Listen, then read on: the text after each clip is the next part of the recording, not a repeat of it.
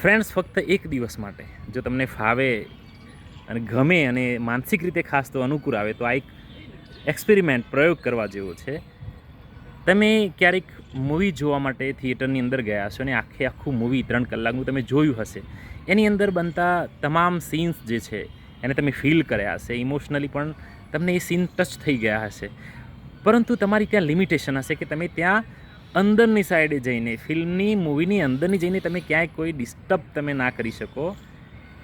આ એક ડિસ્ટન્સ હતું ત્યાં આગળ કે તમે બધું જોયું ખાલી ફક્ત. અને મોસ્ટલી એને ટૂંકા શબ્દોમાં કહીએ તો તમે એન્જોય કર્યું મૂવી. યસ.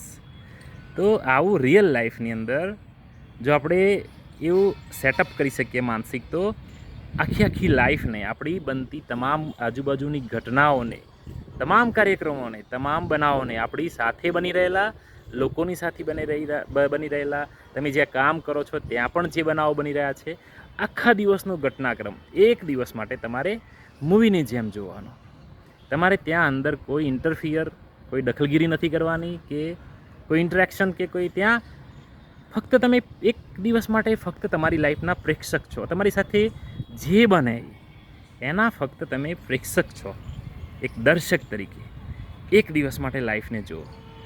બીજા દિવસે તમને ઘણો બધો ફરક લાગશે. યસ.